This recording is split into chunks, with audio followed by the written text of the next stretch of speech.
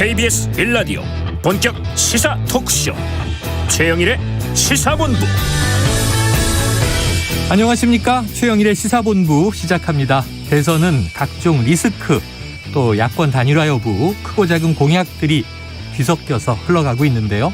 자, 약 열흘 후면 토론도 있다고 하고요. 설명절 민심도 나타날 테니 자, 다시 찾아온 이번 주말에는 지지율 추이 이런 거 너무 깊이 들여다보지 마시고요. 가족들과 함께 편안하고 즐거운 시간 보내시길 바랍니다. 자, 이번 주말은 대선 이슈보다 코로나19 오미크론 변이에 대한 정보를 잘 보셔야 됩니다. 우세종이 되는 것은 기정사실이다. 대통령, 총리, 방역당국, 전문가들이 경고하면서 준비태세에 들어갔는데요. 자, 다음 주부터 하루 확진 10,000명도 예상하고 대비해야 하는 그런 상황입니다. 사회공동체와 우리 가족, 나 자신의 건강과 안전을 지키면서 오미크론 이후 생활 방식을 또 만들어야겠죠. 자, 명절이 다가오지만 연말부터 대목이 사라져서 그 누구보다 소상공인 자영업자 지원 대책에도 관심이 필요합니다. 민생 속으로 최영일의 시사본부 출발합니다.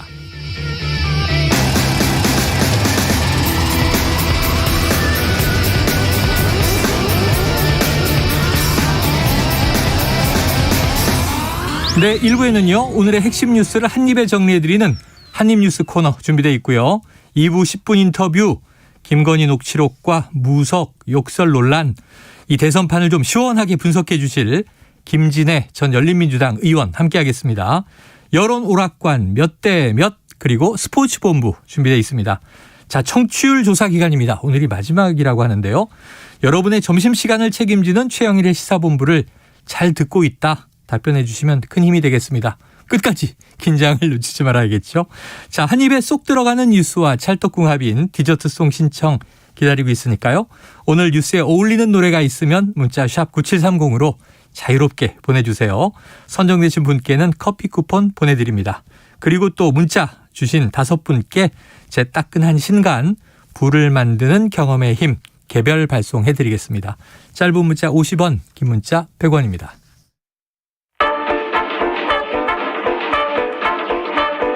최영일의 시사본부 한입뉴스. 네, 오늘의 핵심 뉴스 한입에 정리해드립니다. 한입뉴스 박정호 오마이뉴스 기자, 김준일 뉴스톱 대표 나와 계십니다. 어서 오세요. 안녕하십니까. 야, 오늘 핑크 마스크네요. 오늘 전체적으로 네. 핑크톤으로 코트도 오늘 빨간색으로 입었습니다. 이유가 있습니까? 그냥 빨간색이 좋더라고요. 오늘. 기분이. 네. 속옷도 그러고 싶었는데 그러지 않았습니다. 네. 정치적인 의미는 아니죠. 예, 주제적인 의미는 아니고요. 예. 정당 색깔이 있기 때문에 우리는 엄정 중립을 대선까지 지켜야죠. 자, 지금 이제 어제 많이 터져나왔던 뉴스인데 윤석열 후보와 홍준표 의원이 원팀이 되기 위해서 만났죠. 네. 2시간 반 정도 이야기를 나눴다. 그 내용도 다 어제 보도가 됐는데 공천에 대한 또 언급도 있었다. 그러다 보니까 이게 당내에서 여러 가지 목소리가 나오면서 지금 원팀 파열음이다. 박 기자님 지금 어떻게 꼬여 있는 거예요?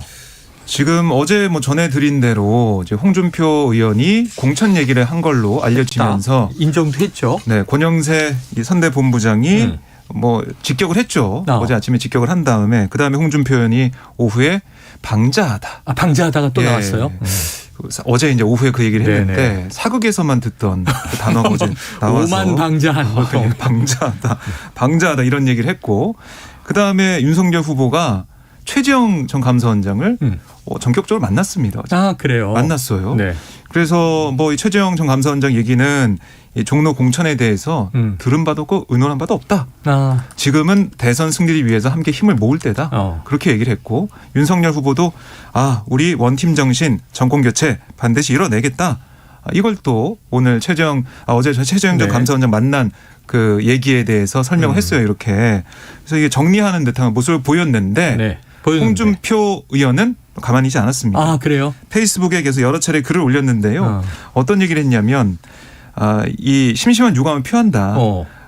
선거 캠프 참여 합의가 일방적으로 파기된 점, 이 점에 대해서 심심한 유감을 표한다는 거예요. 파기라고 했네요. 그렇습니다. 캠프 참여 무산됐다는 거고요. 그리고 홍준표 의원이 보고 있는 문제의 본질은 뭐냐면 국정운영 능력 보완을 요청한 것, 처가비리 엄단 그 선언, 그 요구한 것, 이 두 가지를 공식적으로 제기를 한 건데 여기에 대한 불쾌감에 있었다는 거다. 이렇게 잘 안 된 거는. 근데 그건 비난할 수 없으니까 공천 추천을 꼬투리 삼아서 윤핵관을 앞세워서 나를 구태 정치인으로 모는 건 참으로 가증스럽다라고 비난을 했습니다. 그리고 뭐 한 2차례 정도 더 글을 올렸는데 어떤 또 얘기를 했냐면 2시간 반 동안의 화기애애한 만찬이었다. 공천 추천 문제는 막바지 가서 1분도 소요되지 않았고 그 외 향후 대선 전략에 많은 것을 논의했던 보람된 만찬이었다. 그런데 느닷없이 수하들이 나서서 잠깐 제안했던 합류 조건도 아닌 공천 추천 문제를 꼬투리 잡아서 나를 공격했다. 이렇게 얘기를 했고 순진한 최재형 원장까지 동원해서 나를 비난했다. 그런 모함 정치에서는 안 된다. 결렬의 원인에 대해서는 바로 잡아야 된다. 이렇게 주장을 했습니다. 자, 결렬, 파기 이제 홍 의원은 그렇게 이야기를 했고 원래 3월 9일까지 이제 글 안 쓰겠다고 했는데 어제 다시 여러 개가 올라왔고 자 이게 그냥 구태 정치인이냐 자기 측근을 뭐 공천시키려고 했던 것이냐라는 게 저쪽 비판이고 홍 의원은 그건 순수한 이거 뭐 최재형 감사원장은 정치인은 아니었으니까요. 제안이었을 뿐이고 그건 전제 조건도 아니었다. 근데 파기 어느 쪽 잘못이 더 큽니까? 뭐 여기서 잘잘못을 가리는 거는 별로 의미가 없는 거고요. 의미가 없다. 다만 홍준표 의원은 옛날 스타일대로 한 거예요, 사실은. 옛날 스타일대로. 옛날 스타일은 이를테면은 뭐 당 대표, 뭐 당수들 뭐 아니면 뭐 당 지도부가 만나가지고 여기에서 이렇게 좀 가르마 좀 탑시다. 정리하고 갑시다. 뭐 네네. 이렇게 해서 딱 하면은 밑에 사람들이 쫙 따르고 네네네. 뭐 이런 느낌으로 지금 이제 영수회담 느낌으로 이제 한 건데. 보수 정치 시대에. 예. 근데 이제 윤석열 후보는 사실은 제가 이제 국민의힘 측에서 전해 들은 바로는 이거 얘기가 나올 때 전혀 불쾌하거나 그러지 않았대요. 그냥 잘 들었대요. 네네. 오히려 불쾌한 거는 홍준표 의원이 그 청년의 꿈 플랫폼에다가 처가비리 엄단 선언 요거를 올리니까 그때 굉장히 거기에 경매했다. 격분했지. 이거와 관련해서는 전혀 그런 내색이 전혀 없었다라는 거예요. 이 정치 신인이니까 아까 말씀하신 과거 정치를 또 잘 알지도 못했겠죠. 그런 것도 있고 어떻게 보면은 이런 거를 조정할 수 있는 능력이 윤석열한테 있다라고 인정해 준 거잖아요. 그렇지. 그 부분을. 공천권조차도 있지 않으십니까? 이렇게 들렸겠네요. 그러니까요. 그러니까 사실은 홍준표 의원 입장에서는 얘기를 할 때는 전혀 어색함이 없이 뭐 이상한 거 없이 얘기하다가 갑자기 이 얘기가 나오니까 사실은 근데 이 얘기가 나올 수밖에 없는 게 홍준표 의원을 견제하는 일련의 사람들이 다 이제 얘기가 나온 거예요. 네네. 그리고 이준석 대표도 사실은 방송에 나와서 이 얘기했습니다. 그랬죠. 제일 먼저 했어요, 사실은. 어제. 그러니까 사실은 어제 일찍. 이준석, 홍준표도 한때는 밀월 관계 분위기가 있었지만은 지금은 어떻게 보면은 2030 표심을 놓고 경쟁해버리는 잠재적 경쟁자가 돼버렸다. 네네. 뭐 이렇게 보시면 될 것 같아요. 그래서 홍준표 의원 복귀하기는 쉽지 원팀 되기는 쉽지 않을 것 같아요. 지금 말씀을 드리니까 뭐 이게 많이에 대한 투쟁도 아니고 지금이야말로 똘똘 뭉쳐서 설민심을 잡으러 가야 될 판인데 또 이게 이번에 이제 홍준표 의원 발 지금 이제 내홍 파열음 나오고 있습니다. 지켜봐야 되겠고요. 아마 이것도 빨리 수습해야 되겠죠. 자, 오늘 민주당 쪽은 불교계를 만나요. 오늘 승려대회가 있다고 하는데 조계종 조계사로군요. 어떻게 지금 몇 시에 진행되는 거예요? 오늘 2시부터 진행이 되고요. 지금 아까 상황을 보면 11시부터 지금 준비를 본격적으로 하고 있다고 합니다. 이 대웅전 앞마당에 의자가 한 3,000개 정도 설치가 됐다고 하고요. 그다음에 이제 속속 버스를 타고 전국에서 상경하는 승려들이 도착을 하고 있는 상황이고요. 전국의 승려들이 모이는군요. 그렇습니다. 5,000명 정도가 도착할 것으로 예상이 되고 있고요. 이 낮 12시 전후, 그러니까 지금쯤에는 자리를 이제 잡고 앉아 있는 그런 상황이 이제 이어지고 있는 상황입니다. 1시부터는 대웅전 문이 닫히고 대회 참석자와 취재진을 제외한 일반인 출입이 금지가 되고요. 이렇게 오늘 이 행사를 통해서 지금 현 정부의 종교 편향 문제를 비판하겠다. 여기에 대해서 이 승려들의 한 목소리를 내겠다라고 불교계가 얘기를 좀 하고 있습니다. 그리고 요구하고 있는 게 한 3가지 정도인데 정청래 의원에 대한 제명, 또 지금 문광부 장관의 사퇴, 또 문재인 대통령의 사과, 이걸 통해서 현 정부가 지금 계속해서 보여왔던 종교 편향 문제에 대해서 사과를 하는 모습을 보여달라, 이렇게 얘기를 했습니다. 그러니까 이 종교 편향에 대해서도 조금 얘기를 했는데 정부의 뭐 천주교 캐럴 캠페인 지원 문제나 천지남 같은 불교 유적의 천주교 성지와 또 궁곡리 합창단의 기독교 찬송 공연 이런 걸 얘기를 했어요.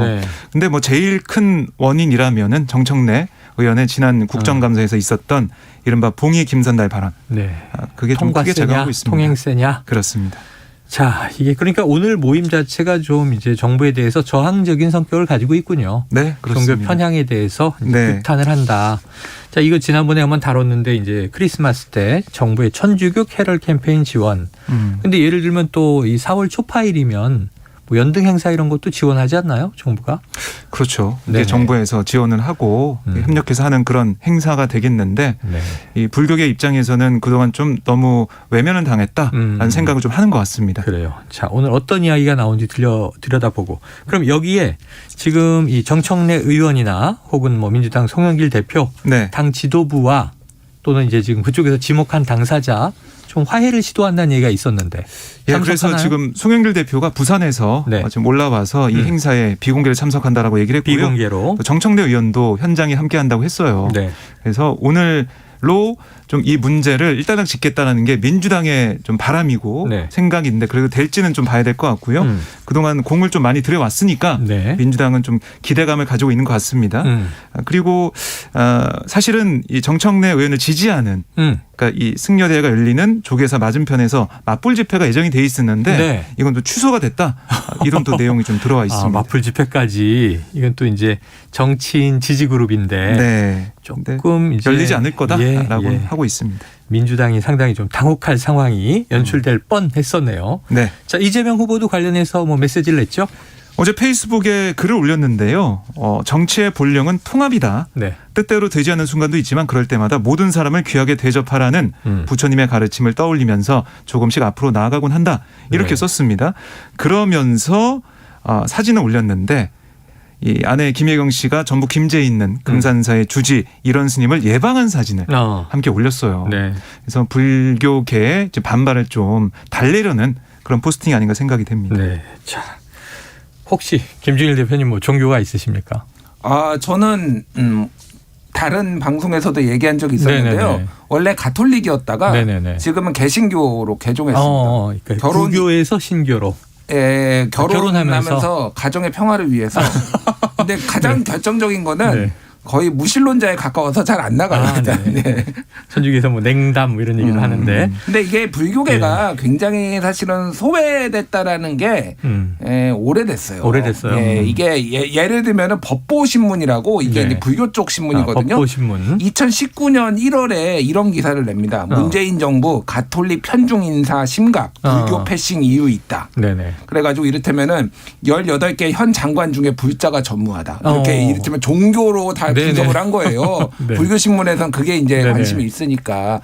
그래서 사실은 전두환, 노태우 이 두 사람이 이제 불교 신자였고요. 그 이후에 대통령들은 불교 신자가 한 명도 없습니다. 그래서 약간 불교가 전체적으로 믿는 사람도 줄어들고 뭐 이런 것들에 의해서 항상 피해의식이 좀 있었다. 그게 실제 피해를 받았다 뭐 그런 것도 있고 예를 들면은 이명박 정부 때는 약간 개신교 편향, 기독교 그때는 편향. 아예 뭐 고소형 내각. 그래서 특정 대학, 특정 교회, 특정 지역 이렇게 했었죠. 그런 것들이 굉장히 잠재돼 있다는 건데 문재인 정부 들어서도 조금 해소가 안 됐는데 여기에 이걸 도화선이라고 해야 될지 활용점정이라고 해야 될지 이 이제 정청래 의원 사건이 벌어진 거예요. 정권 내각을 분석할 때마다 항상 연예인들 이름이 좀 피해를 보죠.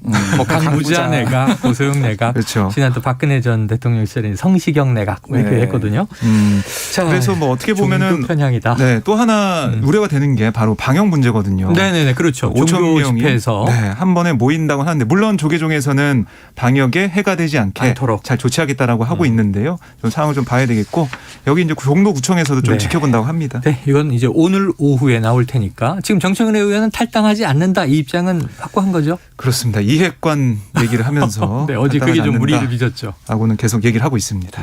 지켜보도록 하겠습니다. 오늘 또 아마 이 승려들의 목소리가 거세게 나오면 민주당도 조금 난감할 것 같은데 어떤 결과로 이어질지 지켜봐야 될 것 같습니다. 자, 한편 지금 민주당은요. 이게 불교계와는 또 별개의 문제입니다. 지금 윤석열 후보 쪽에 무속 논란 파상 공세를 하고 있다고 하는데 또 뭐 새로운 얘기가 덧붙여졌나요? 예, 그러니까 윤석열 후보가 서울중앙지검장 시절에 뇌물수수와 국고손실 혐의로 구속된 피해자를 봐주기 기소했다.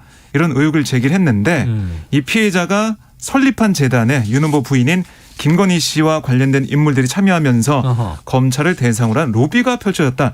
이런 주장을 민주당에서 펼친 거예요. 이건 또 무속이 아니라 지금 뇌물수수 국고손실 혐의로 구속된 피의자를 봐주기 기소했는데 그렇습니다.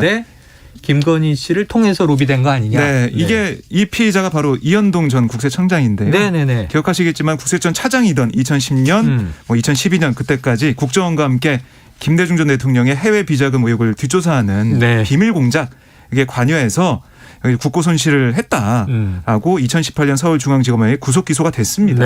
그런데 이 전 청장이 재판 중에 연민복지재단 대표이사로 취임을 했는데 재판을 받고 있는 피고인이었는데 그 이후에 1심과 2심에서 영국법 무죄 판결을 받았고 이 재단 이사진을 봤더니 뭐 해오 스님이라고 불리는 원종택 씨가 있었는데 또 원종택 씨가 코바나 컨텐츠 전시 성공 기원 법회를 세 차례 할 정도로 김건희 씨와 가까운 사이였다. 또 이런 고리로 또 건진법사의 스승이 이 원종택 씨, 그러니까 해오 스님이 아니냐 얘기까지 민주당에서 주장하고 있어요. 그래서 이런 연결고리로 해서 결국 윤석열 검찰이 봐준 거 아니냐 이런 주장을 민주당이 펼치고 있습니다. 저는 이게 뇌물 사건 피의자를 봐주기 수사했다 그래서 이거가 무속과 무슨 관계지 그랬더니 그 재판 중에 피고인으로 이제 대표로 취임한 재단이 바로 지금 이야기하는 이건 이제 조계종과 관계없는 일광 조계종 해우 스님이죠. 그렇습니다. 그 건진법사의 이제 스승 아니냐 이렇게 추정되는 관련이 있는 것 같다 이런 주장을 민주당에서 한 거군요. 네, 그렇습니다. 팩트 체크 됩니까? 이게 뭐 팩트 체크가 되기는 아직은 힘들고요. 좀 시간이 걸리는데 더 데이터를 모아서 연민복지재단이라는 곳이 굉장히 눈여겨 볼 필요는 있어요. 이게 아까 전에 얘기했던 그 무슨 조계종? 일광 조계종이라고 하는 그 증거. 이 대한불교 조계종은 관계없는 건진법사. 건진법사. 한자가 많죠. 헷갈려서 건진법사가 소속돼 있는 그 종파에서 만든 복지재단인데 방금 얘기했듯이 전 국세청장도 돈 내고 다 뭐 유명한 정치인들이 다 1억 원씩 내고 막 이렇게 지금 모인 거예요. 거기에 이제 김건희 씨가 있는 코바나 콘텐츠에 후원했다는 회사도 코바나 콘텐츠에도 돈 내고 여기도 돈을 내고 그러니까 왜 이렇게 그렇게 유명한 회사도 아닌데 왜 이렇게 연결이 돼 있냐라는 거죠. 그래서 저는 이런 민주당의 의혹 제기가 아주 터무니없는 건 아니다. 터무니없는 정치 공세는 아니다라고 지금 보고 있어요. 이게 상당히 이를테면 그게 뭐 미르재단에 비교를 하는 게 올바른지는 모르겠으나 이런 식으로 국정이 어떤 무속단체나 재단이나 이런 데가 국정 운영에 개입할 수 있는 가능성에 대해서 미리 좀 환기를 시키는 거는 분명히 필요하다 이렇게 보고 있습니다. 또 지금 불교계 범종교 차원에서 종교 편향 얘기도 하고 그러다 보니까 또 민주당의 조응천 의원이 어제 보니까 역술과 무속은 또 다른 것이다. 뭐 이런 구분도 내놓고 했는데 자, 이 무속 논란 대선에 어떤 영향 끼칠지 2부에 여론 오락관에서 한번 또 이제 진단해 보겠습니다. 자, 지금 점심시간 12시 38분 지나서 39분 가고 있는데요. 점심시간에 교통 상황을 먼저 알아보고 옵니다. 교통정보센터의 임초희 리포터 나와주세요. 네, 이 시각 교통정보입니다. 오늘 아침부터 차도 많고 사고도 많았습니다. 지금도 서울 시내를 포함해 고속도로 점심시간으로 접어들었지만 여전히 교통량이 많은 편인데요. 강변북로 일산 쪽으로는 한남대교 1차로에서 사고가 났습니다. 아직 처리 작업 전이고요. 동호대교부터 사고 여파 봤습니다. 잠실대교와 성수대교 사이도 제속도 못 내고요. 반대 구리 쪽으로는 방화대교부터 한남대교까지 여전히 출근 시간대부터 정체 이어지고 있습니다. 올림픽대로 잠실 방향 역시 행주대교에서 월드컵대교, 서강대교부터 영동대교까지 오전부터 내내 차가 많고요. 북부간선도로 도심 쪽으로는 신내나들목 1차로에서 사고 처리 중이라 주의 운행하셔야겠습니다. 경부고속도로 서울 쪽은 기흥동탄 부근 1차로와 5차로에서 사고 처리 중이라 밀립니다. 이후 양재 부근에서 반포까지 정체고요. 반대 부산 방향은 반포에서 서초 그리고 죽전에서 밀리는데 죽전 부근 1차로에서 사고 처리하고 있습니다. 중부고속도로 남이 쪽도 진천터널 부근 1, 2차로에서 사고 처리 중인데요. 이 여파로 뒤로 3, 4km 구간 꽉 막혀 있습니다. KBS 교통정보센터에서 임초희였습니다.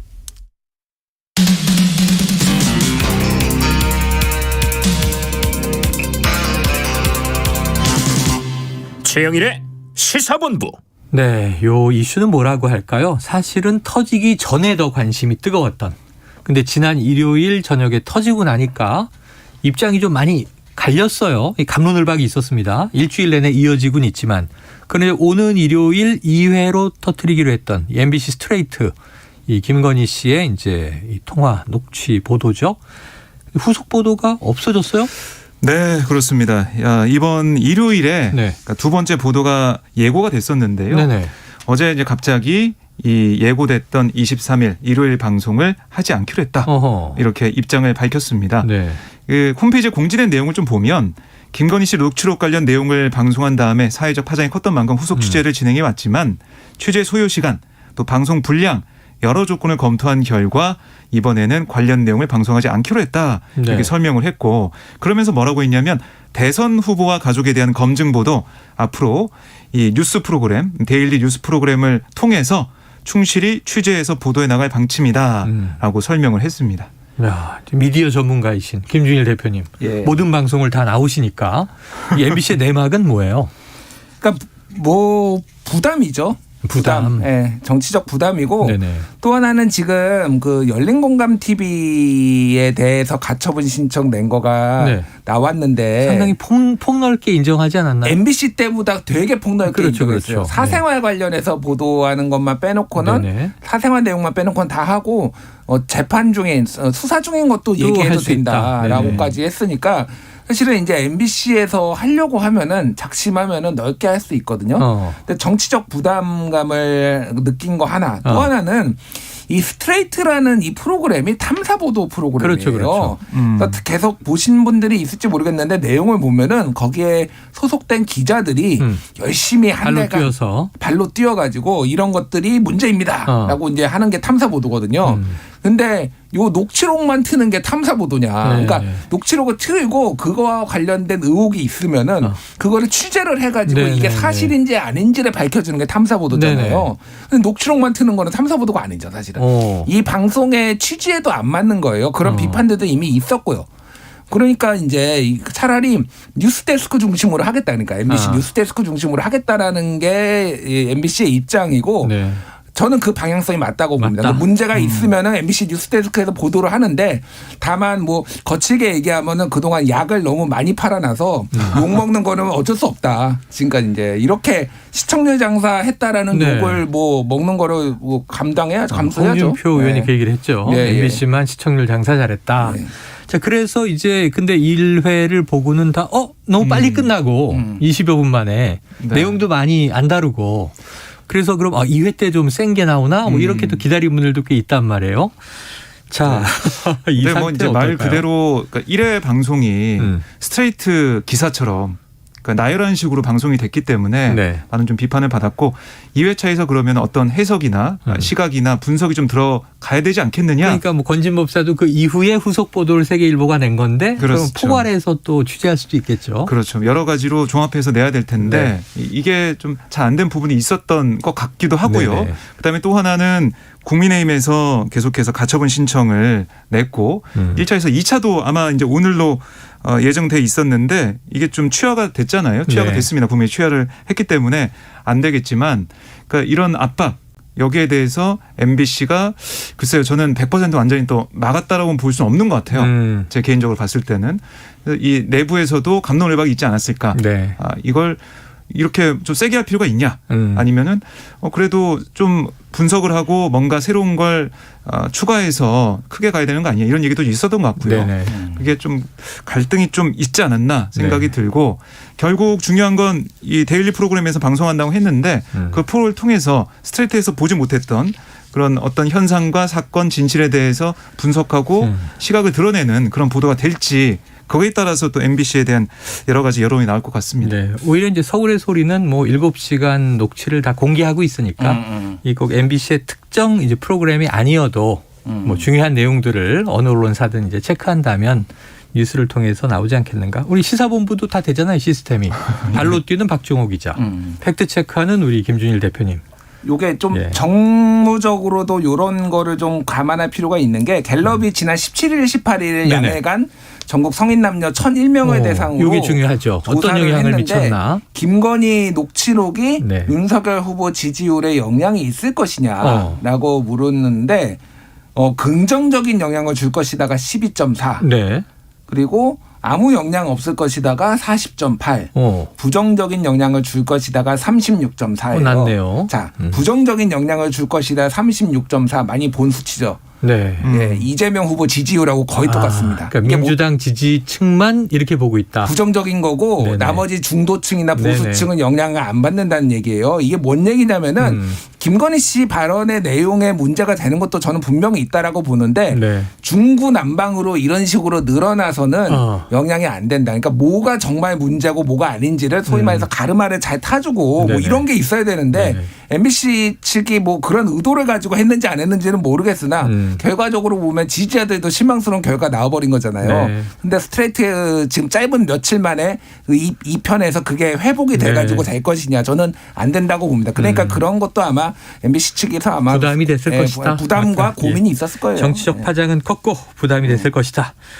자, 하지만 이게 이제 지지율에는 별 영향을 미치지 않을 것이다라는 여론이 많은데 이런 거죠. 그러니까 민주당 지지층은 저 봐라 문제가 크지 않느냐. 충격적이다. 또 이제 하지만 보수 지지층은 뭐 생각보다 별거 없다. 이 대세 지장 없다. 그럼 이제 중도가 움직여야 되는데 네. 중도에는 아직 별 영향이 없는 걸로 보여지는 거네요. 이게 사실은 정치 고관여층이 볼 때는 네. 어떤 사안이 중요하고 어떤 게 문제인지 바로바로 파악할 수가 있어요. 네. 근데 중도는 이게 바로바로 피드백이 안 옵니다. 네. 그래서 결국에는 지금 7시간 45분 되는 그 많은 분량 중에서 계속 보도가 될 텐데 네네. 그 보도의 횟수 또 강도 이런 걸 따라서 앞으로 뭐 선거까지 40여일 남아있기 때문에 네. 영향을 줄 수도 있다. 뭐 이렇게도 볼 수 있을 것 같아요. 그래요. 자, 오히려 열린공감 TV의 이제 이 가처분을 이제 판단한 재판부는 네. 굉장히 좀 이제 엄중한 내용을 판결문에 담았더라고요. 자, 다음 이슈로 가보겠습니다. 신규 확진자 이제 7,000명대로 올라가는 것이냐? 오미크론 변이 대응 체제로 전환을 해야 되는데 네. 지금 상황이 어떻게 되고 있습니까? 지금 뭐 우세종이 될 거라고는 뭐 네. 주말 사이에 된다, 연휴 사이에 된다. 이거는 정부에서 얘기를 했고요. 네. 그래서 오는 26일부터 새로운 검사 치료 체계를 도입하는 네. 그 지역을 오늘 정부가 발표를 했습니다. 네네. 그러니까 오미크론으로 코로나19 환자가 급증한 광주, 전남, 경기 평택과 경기 안성 이 4개 지역에서 오는 26일부터 새로운 검사 치료 체계를 도입하기로 했는데요. 네. 이걸 뭐 하면서 전국적으로 확대 추진할 계획이다라고 정부가 설명을 했고 네. 어떤 거냐? 그러니까 이 고위험군 그리고 밀접 접촉 같은 역학적으로 확진자와 연관이 있는 그리고 코로나19 검사가 필요하다는 의사소견서를 받은 사람 60세 이상 고령층 또 자가검사 키트나 신속항원 검사에서 양성 판정이 나온 사람만 이 선별진료소에서 PCR 검사 해줍니다. 그러니까 지금은 다 이제 무료로 다 해줬잖아요. 네네. 그게 아니라 고위험군 그다음에 이 밀접 접촉자 등을 대상으로 한 그 검사에서만 무료로 해준다. 이렇게 보시면 되겠어요. 그렇구나. 이제 대상이 제한되는군요. 그렇습니다. 그래서 만약에 PCR 검사를 받기 위해서는 먼저 선별진료소에서 자가검사 키트 검사를 합니다. 하고 거기서 문제가 있다고 나오면 PCR로 넘어가고 가는 거고요. 2단계로 가는군요. 그렇습니다. 그리고 이 동네 이제 호흡기 전담 클리닉 이런 곳에 발열 등이 있어서 갔을 때 거기서 신속 항원 검사를 하고 네. 거기서 또 양성이 나오면 그때 PCR 검사를 하고. 의료기관에서 받는다. 네. 이런 단계가 좀 생긴 겁니다. 지역 동네 병의원에서 신속항원 검사를 우선 받게 된다. 그렇습니다. 알겠습니다. 26일부터니까 이제 다음 주 월요일이 아니고요. 다음 주 수요일부터네요. 네. 자, 주말 사이 확진자를 좀 지켜보면서 대응을 잘해야 될 것 같은데 오미크론 변이가 우세종이 되는 건 확정적인 것 같아요. 지금 이게 숫자로 좀 말씀을 드리면은 5,000명에 도달하는데 델타 변이가 100일 걸렸거든요. 네네. 오미크론 44일 걸렸습니다. 절반도 안 되네요. 2배 이상 빠르다는 얘기예요. 근데 지금까지 전 세계 통계를 보면은 소위 말하는 이제 치명률이라고 하죠. 네. 그거는 델타 변이의 한 4분의 1 정도. 낮다. 낮다. 위험도는 낮다. 위험도는 상대적으로 낮은데 너무 많이 확진이 되면 감염이 어쨌든 빠르다. 이제 그 의료 체계가 과부하가 걸릴 수 있으니까 그렇죠. 지금 뭐 전문가들은 올해 이번 달 안에 2만 명 갈 수도 있다. 네. 그리고 다음 달 가면은 뭐 아주 좀 안 좋게 보시는 분은 10만 명도 한국에서 10만 명도 나올 수 있다라고 보시는 분들도 있어요. 최소한 네. 10,000명은 넘을 거다라고 네. 이게 모든 전문가들의 얘기거든요. 그러니까 그러면은 과부하가 걸리지 않게 그래서 아까 전에 얘기했던 동네 의병원 이런 데서 이제 신속항원하고 할 수 있는 시스템을 갖춰야 된다라는 거예요. 그러니까. 그렇죠. 과거처럼 이제 임시선별 진료소에서 다 PCR 해보려면 줄이 뭐 지금보다 10배 늘어난다면 줄이 10배 길어져야 될 거 그렇죠. 아닙니까? 네. 의료 인력이 때문에. 10배 늘어나진 않을 테니까. 네. 그리고 관련해서 정부가 14조 추경안을 네네. 지금 국무회에서 의결한 다음에 국회로 이제 넘기겠다는 거 아니겠습니까? 그랬더니 이재명 후보가 긴급 네. 기자회견에서 네. 이 차기 정부 35조 추경 논의를 좀 대선 후보들이 모여서 좀 해보자. 긴급 회동 제안도 했어요. 그럼 이제 이 자영업자 소상공인 지원책이라든가 그렇습니다. 재난지원금 35조 추경을 여야 후보들이 모여서 머리 맞대고 얘기하자. 네. 긴급 기자회견. 국민의힘에서 35조 얘기를 했기 때문에 네. 다 이제 방안을 놓고 논의해보자 이렇게 얘기를 했습니다. 자, 정부 차원에서는 이제 14조를 일단 추경한다. 네. 자, 오미크론과 함께 다음 주에는 코로나19 상황이 또 많이 격변할 것 같습니다. 주말에 정보들 많이 접하시고요. 우리 또 개인들은 방역 수칙 또는 백신 접종 어떤 대응으로 또 이겨내야 할지 조금 우리의 또 중지가 모여야 할 것 같습니다. 짧게 이거 하나 보죠. 이 조국 사태 때 진중권 전 동양대 교수가 정의당원이었는데 탈당을 했어요. 네. 근데 2년 만에 정의당에 복당했다. 이런 소식이 있는데 이건 어떤 의미가 있는 거예요? 그러니까 이 진중권 전 교수가 오늘 새벽에 SNS에 글을 올렸어요. 네. 뭐라고 썼냐면 저는 심상정으로 간다. 네. 정의당에 다시 입당합니다라고 썼습니다. 진보의 재구성을 위해 젊은 정치인들을 뒤에서 돕는 일을 찾아보겠다. 이렇게 얘기를 했어요. 이게 다시 돌아갈 줄은 많은 분들이 예상을 잘 못하셨을 것 같은데. 어디로 갈 줄 알았어요? 저희 빨간색으로 가지 않을까 싶었는데 빨간색 당으로. 그 최근에 심상정 후보가 네. 복귀하면서 조국 사태에 대해서 다시 우리가 제대로 중심을 잡지 못했다라고 사과를 했잖아요. 진중권 교수 머릿속에는 사실은 조국 사태가 모든 기준점입니다. 제가 보기에는. 네네. 그러니까 그래서 탈당했잖아요. 그 복귀한 명분이 생긴 거예요. 그러니까. 그리고 윤석열 후보의 중도 확장이나 이런 것들이 본인의 성에 안 차는 거죠. 김종인 이를테면 뭐 영입을 해가지고 하는 네. 것에 조건으로 사실상 본인이 내걸었는데 그게 안 되다 보니까 이제 들어간 걸로 보입니다. 최근에도 방송은 많이 하시는데 그럼 좀 논조가 바뀔까요? 입장이? 근데 어차피 반민주당의 스탠스는 변하지 않을 거예요. 반민주당의 스탠스는 변하지 않으면 네. 이 오는 대선에서 정권 교체 입장인 거잖아요. 그렇죠. 반민주니까. 그렇죠. 네. 그런데 이제 윤석열 후보가 아니라 심상정 후보가 대통령이 돼야 한다. 뭐 그 가능성은 높지 네. 않지만 뭐 그렇게 얘기를 하겠죠. 아니, 당원이면은 또 그렇게 이 주장을 해야 될 거 아닙니까? 예. 앞으로 좀 지켜보도록 하죠. 자, 오늘 1부는 여기서 정리해 보겠습니다. 한입뉴스 박정호 오마이뉴스 기자, 김준일 뉴스톱 대표였습니다. 고맙습니다. 고맙습니다. 자, 디저트송 6089님, 여야 사이에는 물론 여야 내부에서도 대선 승리를 위한 수싸움과 행보들이 계속 보여지네요. 서태지와 아이들, 야, X세대의 기수 오랜만인데요. 필승 신청합니다. 책 당첨자는 이제 개별 문자로 통보를 드릴 거고요. 자, 필승 듣고 와서 2부 시작하겠습니다.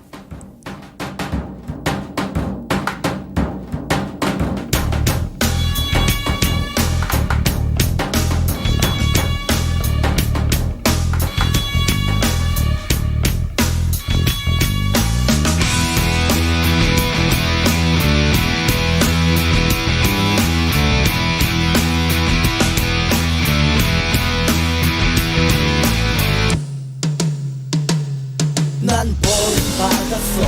한마디로 얘기하자면 보기 좋게 차인 것 같아. 비로소 내 가슴 속에 아직도 내가 살아있어.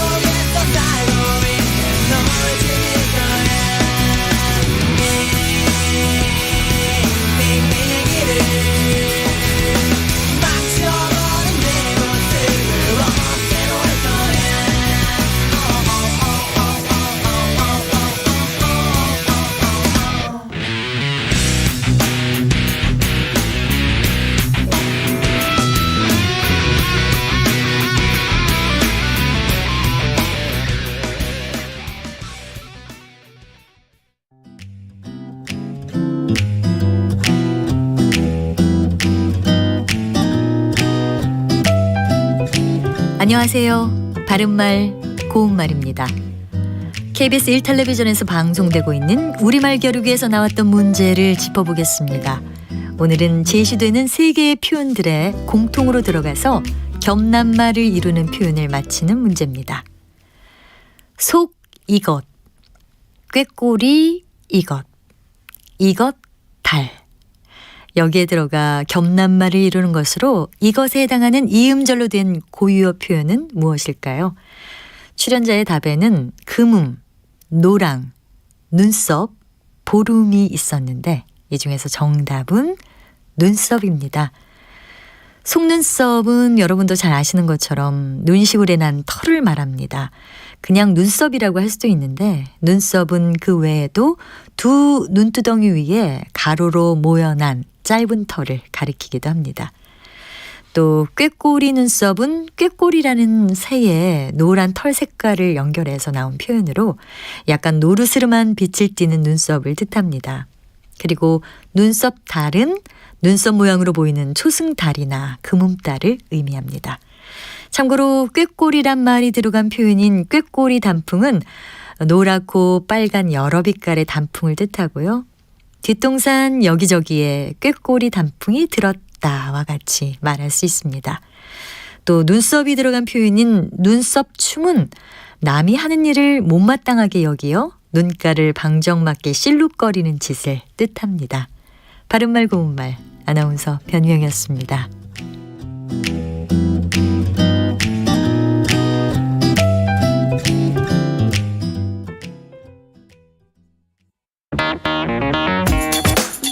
시사는 뜨겁다. 조직적으로 움직였다는 의심이 드는 사건입니다. 아니 정치 권력이 더 세죠. 두 번째는 뭐냐면 정말 진짜 그건 대변이에요. 김용남 의원 때론 차갑게 식혀야 할 때도 있다. 그러니까 너는 죄가 있어. 이렇게 판단하는 건 잠시만요. 이제 그만 문제라고. 제가 끊고 가겠습니다. 시사는 시원하다. 이처럼 소가 화장실을 이용하면 배설물을 한 곳에서 처리할 수 있으니까 온실가스 배출량을 획기적으로 줄일 수 있다고 하는군요. 시원한 바람처럼 기분 좋은 소식이 있다. 시사의 핫앤쿨 KBS 1라디오에 다 있습니다. 평일 저녁 7시 20분 정준희 교수의 KBS 열린 토론, 평일 밤 10시 5분 김성환의 시사야. 많은 청취 바랍니다.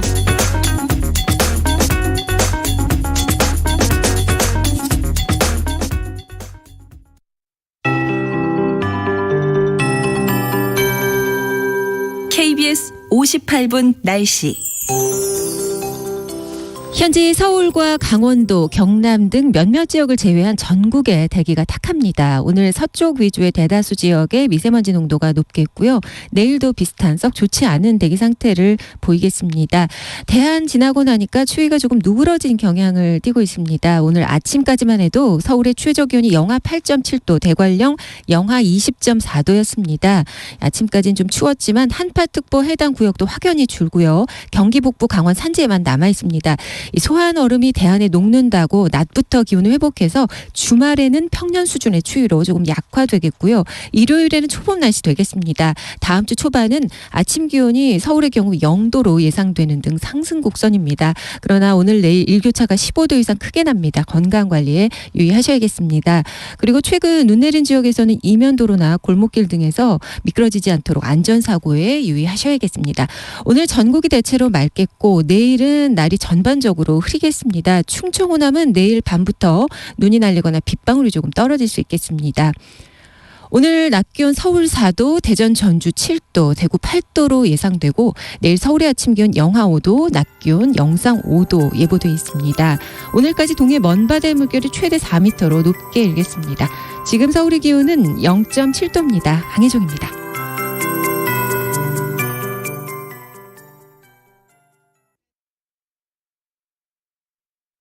정성을 다하는 국민의 방송 KBS가 한시를 알려드립니다. AM 711kHz, FM 97.3MHz, KBS 1라디오입니다. HLKA.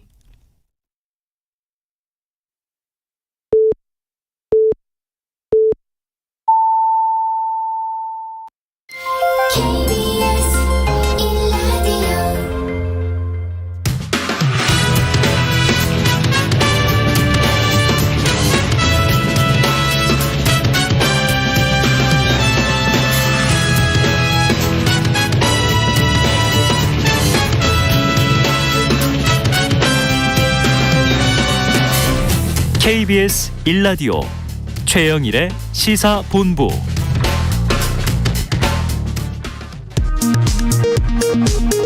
이 시각 라디오 정보센터 뉴스입니다.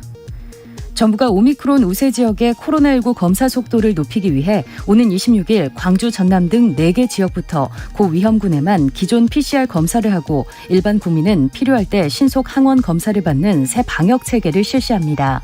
새 방역 체계가 우선 적용되는 광주, 전남, 경기도 평택과 안성 4개 지역은 최근 오미크론 감염 확산으로 확진자가 대폭 증가한 곳입니다.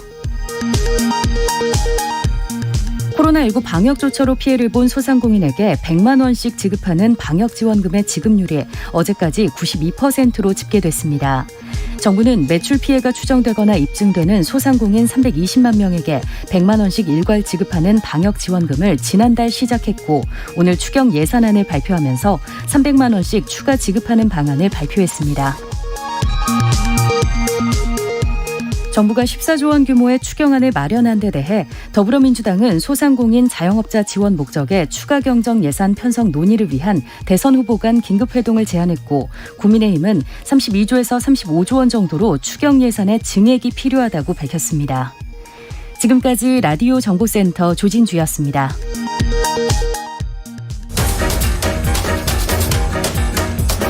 최영일의 시사본부 10분 인터뷰. 네, 화제가 되는 이슈를 콕 짚어보는 10분 인터뷰 시간입니다. 대선 전국의 무속, 욕설, 네거티브 공방이 치열한데요. 오늘은 좀 새로운 관점으로 이 대선판을 짚어주실 분을 모셨습니다. 바로 김진애 전 열린민주당 의원 스튜디오에 나와 계십니다. 어서 오세요. 네, 안녕하세요. 네네. 그럼 이제 평당원으로 더불어민주당으로. 열린민주당에서도 평당원이었고요. 네. 제가 국회의원직 사퇴하고 난 다음에 네네네. 처음 뵙는 것 같은데. 맞아요. 맞아요. 평당원으로 또 이제 저는 항상 뭐 사회에서는 네. 이른바 선한 인플루언서로. 다시. 이번에 대선의 선택에도 많이 도움을 좀 드리려고 열심히 활동하고 있습니다. 야, 이제 정치인이라기보다는 선한 인플루언서. 제가 정치인과 자유인은 이제 왔다 갔다 하는데. 그러셨죠, 지금까지. 그런데 이제 그거를 인플루언서 네. 역할이 아무래도 크죠. 또 이 자연인으로서뿐 아니고요. 이미 저 오피니언 리더신 게 도시공학 전문가에서 요즘은 도시문화 전문가, 또 여성 관점을 책으로 많이 내셨잖아요. 마침 여기 책을 한 권 오늘 올해 새 책 들고 오셨는데 어떤 내용입니까? 그 김진애 상식의 힘이라는 건데 네. 이따 딱 낸 이유는 뭐냐면 이제 상식의 힘을 좀 가지고 이번에 대선을 바라봐야 된다. 대선 선택을 할 때 상식이라는 걸 가지고 해야 된다. 왜냐하면 지금 이제 그 상식을 윤석열 후보는 공정과 상식 얘기했지만 맞습니다. 윤석열의 공정은 불공정이었고 윤석열의 상식은 비상식, 몰상식이었고 뭐 저는 그렇게 생각을 하니까. 네네. 이 책의 내용이 이제 일부에서는 제가 지난 이제 21대 국회에서 법사위에서 어쩌다가 김진 에어컨이라는 별명을 얻었나. 그때 별명 김진 에어컨이셨죠. 네네. 그리고 이제 국감하고 그다음에 서울시장 후보로서 왜 국회의원직 사퇴를 하면서 후보 단일화를 했나. 뭐 이런 얘기들이 이제 궁금해하시는 거. 그런 거 들어있고 2부하고 3부는 이 시대가 우리가 풀어내야 될 이슈들. 양극화, 공정 또 갈등과 분열 또 신계급사 이런 문제들 그리고 우리가 새로 추구해야 될 가치들 이걸 가지고 했기 때문에 뭐 농담 삼아 얘기하면은 제가 이 책을 쓰면서 야 이거 내가 대통령 후보 나가야 되는데 막 이런 농담을 농담이 했는데 아니고 진담이신 것 같은데요. 아니 근데 이제 저는 대통령직이라는 걸 제 머릿속에 가져본 적이 없기 때문에 그렇기 때문에 했는데 그만큼 이제 우리 전반을 아우르면서 근데 이거는요. 제가 이게 상식의 힘이라고 생각을 하는 게 보통 사람들도요. 일반 국민들도 이렇게 똑부러지게 얘기만 안 하실 뿐이지 사실은 많은 그런 부분에 대한 생각을 갖고 계십니다. 갖고 계시다. 그러니까 지금 대선판에서 뭐 시대 정신이 사라졌다. 국정 철학이 안 보인다. 미래 비전이 뭐냐. 이런 좀 그랜드 아젠다, 거시 담론들이 없어졌다고 또 한탄하는 분들도 꽤 계셨어요. 네, 바로 그 점인데요. 그걸 이 책에 담으셨군요. 그런데 거시적인 것만은 아니에요. 지금은 이제 그 매크로 트렌드도 있고 한쪽에서 마이크로 트렌드가 같이 가는데. 알겠습니다. 지금 이제 그 이재명 후보 제가 이제 마침 열린민주당하고 지금 막 합당이니까 그렇죠. 이렇게 좀 저도 평당원으로서 이렇게 뭐 인플루언서로서 이렇게 네. 얘기를 드리면 이재명 후보는 솔직히 국정 역량은 상당히 인정받고 있는 거 아닙니까? 네, 많이. 능력은 있다. 그런데 이제 이분의 캐릭터가 그러니까 이분은 아웃사이더 아니에요. 그렇죠. 여의도 정치 문법에 흔들리는 사람이 아닙니다. 아웃사이더로서. 여의도에 진입한 적이 없고요. 그리고 이제 영선. 기득권을 타파를 한다라고 하는 게 굉장히 강하단 말이죠. 네. 그리고 뭔가를 해낸다고 하는 거. 근데 이 부분에 대한 메시지가 크게 나가지를 않기 때문에 많은 국민들의 특히 중도층의 마음을 흔들지 못하고 있다. 그래서 저는 이번에 열린민주당하고 합당하면서도 이른바 저기 당내에서도 네. 이른바 민주당에 대한 약간의 거부감 있지 않습니까? 그게 네네. 뭐냐면 정치 기득권화돼 있다. 바로 이거 아니에요. 예. 그래서 가령 삼선 연임 제한제라든가 아니면 국회의원 소환제라든가 네. 이런 것들을 앞에 좀 확실하게 내놓고 네. 또 한편 그리고 또 한편에서는 정치개혁 과제죠. 네. 그거는 일반 국민들이 알아듣기 쉬운. 그리고 또 한편에서는 지금 사실 가장 문제가 되는 게 이 카르텔 아니에요. 네. 카르텔들 여기저기에서 맞습니다. 검찰 뭐 이런 법관뿐만이 네. 아니라 대기업들 뭐 여러 가지 학계도 그렇고 카르텔의 네. 문제가 깨지지 않으면 양극화나 이런 게 깨질 수가 없잖아요. 예. 가령 예컨대 지금 문제가 되는 대장동에서도 55클럽은 못 건드리잖아요. 네네. 그 아주 전형적인 거 아닙니까? 뉴스가 나오고 그러니까 있습니다만. 그런 카르텔 타파에 대한 좀 명쾌한 말하자면 그립을 네네. 보여주시는 거를 이번 기회에 좀 했으면 좋겠다 싶은데 기대해 봅니다. 기대해 본다. 네. 그 외에 서울에 관련된 부동산 공약이나 뭐 여러 가지들은 뭐 대부분들 방향을 잘 잡고 계셔서 예. 제가 특별히 얘기 안 드리겠습니다. 아, 그래요. 중요한 얘기는 열린우리당이 좀 이제 이 강성 개혁을 주장한 바가 있기 때문에 이 지금도 이제 이재명 후보에게 같은 당적이 합쳐지셨으니까. 아니 근데 그렇지 않아요. 열린민주당은요. 강성개혁이 아니라 우리는 가지고 있는 게 많은데 개혁을 계속해서 해야 되는데 특히 정치개혁. 국민에게 주권을 돌려드린다는 이거에 그래서 국회의원 소환제라든가 삼선 연임 제한제 이런 걸 얘기했는데 맨날 검찰 개혁만 가지고 얘기하는 줄 아는데 그렇지 않고요. 부동산 개혁에 대해서도 계속 얘기했고 이런 거고 특히 뭐 다들 성향이 다르시지만 저 같은 경우에는 오히려 중도에 상당히 어필하는 그런 성향이죠. 개혁적이고 우리 사회를 합리적이고 상식적으로 만들어 보자. 그런 거니까 그 어디 가셔서도 열린민주당을 강성개혁자 그러지 마십시오. 그게 아니라 우리는 투철하고 끈기 있고 포기하지 않는 이런 개혁. 그런 면에서 그런 점에서 국민들께 가까이 가려고 벌써 노력합니다. 뭐 유튜브에 지금 팬들이 막 출몰하고 있습니다. 출몰해 주세요. 네, 이승규님, 4433님, 6291님, 8244님, 7080님, 김진애 의원님 반갑습니다. 김진 에어컨답게 시작부터 시원시원하시네요. 시그니처 스카프는 여전하시네요. 여전합니다. 네. 자, 지금 책 얘기하다가 훅 대선판 얘기로 들어와서 이재명 후보에게 바란다 이렇게 얘기를 주셨어요. 자, 그렇다면 또 이제 야권에 지금 이슈가 또 많아서 이런 거 좀 여쭤보겠습니다. 지금 이른바 MBC 스트레이트에서 이제 2회 방송은 오는 주말에 없다고 얘기를 해서 지난주 방송이 이제 일단 끝인 것 같아요. 뭐 이렇게 꼬리를 내리고 MBC, KBS보다 더 겁이 많네. 정치적 부담을 가진 것 같다. 뭐 이런 얘기를 아까 이해는 합니다. 근데 그걸 한다. 한편에서 또 김건희 측에서는 가처분 신청 또 취하하고 그런 거 보면 뭔가 또 거래가 있는 거 아닌가 이런 생각이 들잖아요. 이건 이제 김진애 전 의원님의 의혹 제기로 보고요. 자, 어쨌든 이 이래저래 유튜브를 통해서도 그렇고 7시간 녹취는 다 공개되는 것 같아요. 열린공감 TV에 대한 가처분을 국민의힘에서 냈는데 재판부는 사생활 빼고 다 공개해도 좋다. 이렇게 됐단 말이에요. 자, 그러면은 이 국민의힘이 결국은 가처분 신청을 괜히 냈다가 자충수가 된 걸까요?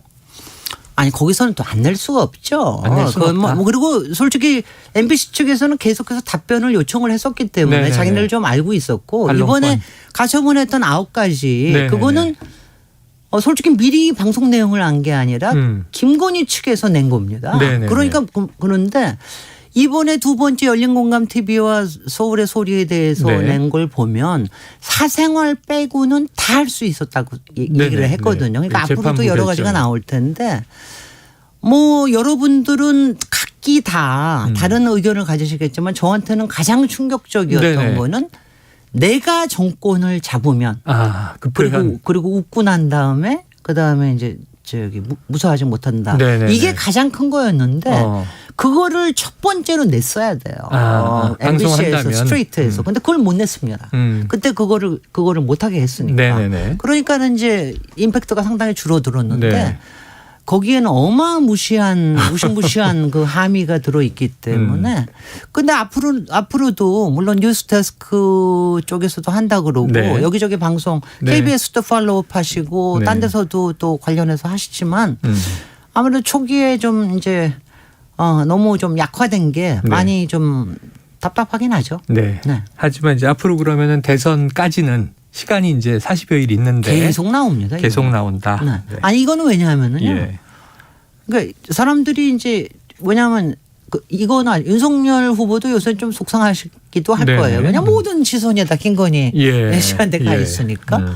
그런데 이게 뭐냐면은 그쪽 얘기가 재밌잖아요. 네. 쉽게 귀에 들어오고. 그렇죠. 그러니까 이제 우리 국민들이 갖고 있는 게 이게 뭐냐면은 누가 후보인가, 윤석열인가, 김건희인가, 내가 정권을 잡겠다는데 네네네. 이거. 그 다음에 이게 과연 영부인으로서의 자질과 품격이 있는 것이냐, 깜이냐, 영부인 깜이냐. 그 다음에 그동안도 계속해서 얘기가 나왔지만 무속의 영향에서 자유로우냐, 네, 네. 뭐 이런 거잖아요. 이런 것들에 대해서 이번에 굉장히 많은 의혹을 던졌기 때문에 네. 국민들은 다 보고 계실 거라고 저는 보고 생각을 계시다. 합니다. 계속한다. 네. 당장 지지율에는 뭐 첫 번째 방송이 좀 생각보다 약했다. 뭐 결정적 한 방이 없었다. 지지율에 큰 영향을 못 주고 있다. 이런 해석들이었거든요. 그거는요. 네. 그건 이준석 대표의 선거 술 때문에 그러는 거죠. 네네. 그다음에 이제 그쪽에서도 상당히 이제 위기의식을 느끼면 또 결집하는 경향이 있거든요. 그리고 요새 이른바 20대 남성들, 이대남들이 이준석 대표의 영향을 받아서 상당히 이런 여론조사나 이런 데 적극적으로 또 답변을 하기도 해서 여러 여론조사가 있지만 저는 사실은 별로 흔들리지 않고 그 MBS가 하는 전국 지표조사, 그 다음에 갤럽에서 나온 것만 보는데 거기 보면 굉장히 여러 가지를 이제 짚어봐야 될 것들이 있습니다. 네. 그래요, 알겠습니다. 자, 가장 좀 이제 핫한 최근 현안을 관련해서 여쭤볼게요. 아까 김건희 씨가 뭐 내가 정권을 잡으면 여기 충격받았다 그러셨으니까 보니까 이 한겨레 신문 입수한 통화 내용 이게 좀 끊어져서 파편화돼서 나오고 있는데 김건희 씨가 국정감사 증인으로 채택됐던 정대택 씨, 그 장모와 이제 대척점에 있었던 인물이죠. 국감 증인 철회 과정에서 우리가 취소시켰다. 우리가 다 해놓은 거야. 예, 그랬다가 취소 안 됐다고 잠깐 끊어보세요. 제가 알아볼게요라고 하는 목소리까지 나왔는데 국감장 증인 출석 여부를 김건희 씨가 결정했다. 국회에 계셨었으니까요. 가능합니까? 아니 뭐 이거는요. 네. 본인이 직접 하는 게 아니라 국힘당의 국회의원들을 통해서 하는 일 아니에요. 그러니까 이번에도 뭐 검찰총장에 대해서도 조국 장관에 대해서도 그렇게 할 거 아니었는데 하도 반발해지면서 그렇게 구속시킬 했다. 수밖에 없었다. 그다음에 한동훈에게도 제보할 거 있으면 나한테 다 주겠다. 네. 그러면 그러니까 이분의 영향력은 검찰총장 그다음에 이제 국힘당에서는 이른바 윤석열 라인 아직 그때는 경선 중이었습니다. 그런데 경선 중이었지만 윤석열 라인이 있는 거 아니에요. 그러니까 그쪽에 위원들한테 손을 쓴 거죠. 그러니까 아주 긴밀하게 이렇게 해놓고 있었는데 그게 이번에 다 드러났는데 윤석열 후보는 아니 우리 와이프는 정치에 관심이 없어서 뭐 내가 정치 나가면은 뭐 이혼한다 그랬다 이런 얘기 하니까 이런 거짓말이 굉장히 문제가 된다고 생각을 하는데 저는 시간도 얼마 안 남았으니까 제가 이제 이번에 여러 중에서도 김건희 씨가 이제 본색을 드러난 게 뭐냐면은 이 사람한테는 돈과 권력과 그다음에 무속 요거 세 개로 가스라이팅을 하는 게 이 사람의 본색 같아요. 그러니까 가스라이팅이라고 하는 건 아시잖아요. 영화에서 나온 것처럼 사람을 조종하고 길들이고 어떤 때는 막 띄워주기도 하고 어떤 때는 애간장을 태우기도 하고 장악을 하는 거죠. 그러면서 장악을 하는 거거든요. 그러니까 자기는 돈과 권력으로 돈으로는 누구든 살 수 있다고 생각하고 권력으로는 아랫 사람들이 다 알아서 할 거라고 생각을 하고 그다음에는 무속으로는 하여튼 그 여러 가지 사술로 사람을 사로잡아서 내가 원하는 대로 다 하게 할 수 있다. 근데 그 역량이 과연 검찰 또 같이 권력력을 가진 사람 저 국힘당의 의원 그리고 최종적으로는 그게 누구한테 가겠습니까? 바로 윤석열 남편한테 가는 거 아닙니까? 그 저는 어떻게 보면은 윤석열 후보가 김건희 아내에 의해서 가스라이팅을 상당히 영향을 받는 게 아닌가 이런 생각을 해봅니다. 시원하십니까? 이거는 또 이 김진 에어컨이라서 이제 해석하실 수 있는 여지인 것 같습니다. 해석하는 겁니다. 네. 자, 이게 뭐 여러 가지 끊어서 질문할 게 많았는데 총론적으로 쭉 분석을 해 주셨어요. 끝으로 한 가지만 여쭤볼 텐데 자, 이제 김건희 씨 녹취록 외에 지금 이재명 후보의 이른바 욕설 녹취록 이것도 이제 터졌단 말이죠. 이 관련해서는 어떻게 보세요? 그거는 법원의 판결문 이번에 김건희 씨에 대한 법원 판결문에 의하면 정확하게 공개돼서는 안 되는 거죠. 사생활에 더 관계된 거기 때문에. 가족사인데.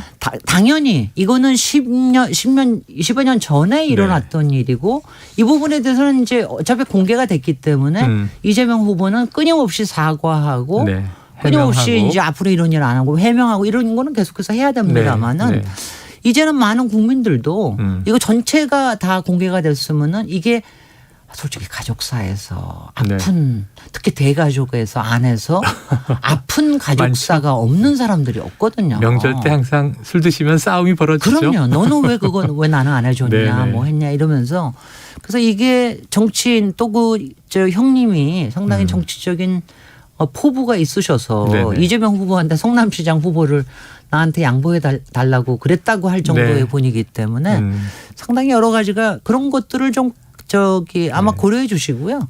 그리고 그럼에도 불구하고 욕설은 안 좋죠. 자, 사과와 해명을 계속할 수밖에 없다. 하지만 아픈 가족사라는 것도 이제 국민들이 헤아려 주시리라 본다. 예, 끝으로 하나만 지금 좀 핫한 게요. 오늘 승려대회에 있다고 일부 브리핑을 했는데 정청래 의원 탈당하라. 뭐 이핵관 문제. 이거 어떻게 보세요? 불교계의 문제 제기. 지금 사찰을 통해서 산에 들어가는 문제는 제가 사찰은 18대 이제 있죠. 문화재 사찰이죠. 제가 18대 국회니까 관심 많으시잖아요. 12년 전에도 이게 문제가 됐어요. 문제가 돼가지고 그때도 다들 고민을 하다가 결국은 차근차근 해야 되겠다. 그러니까 이게 지금 다만 이번에 드러난 게 아니라 굉장히 오랫동안 있었던 문제인데 이거는 그래서 국민들께서도 합리적으로 생각하시는 부분들도 분명히 있다고 생각을 하고요. 등산 많이 하시는 분들은 그럼요. 뉴스에 여러 번 나옵니다. 왜 여기를 통해서 내가 산에 가야 되느냐. 그래서 그런 문제에 대해서는 국민 여론도 있다는 것도 아마 스님들께서 다 아실 테고요.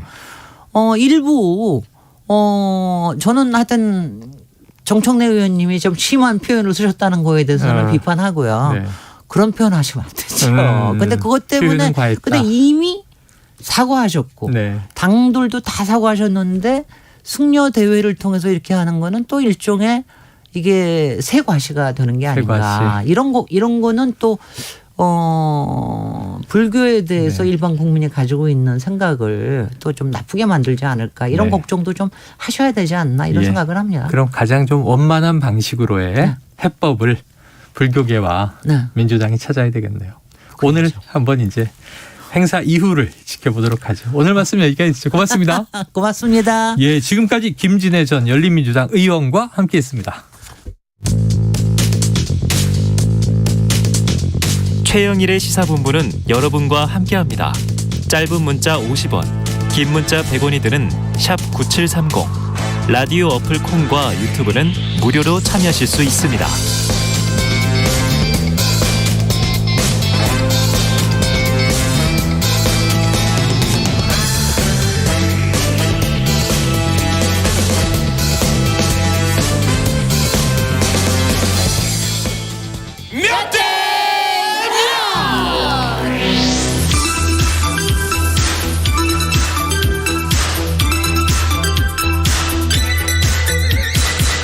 네, 민심은 데이터에 있다. 숫자로 보는 민심, 여론 오락관 몇 대 몇 시작해보죠.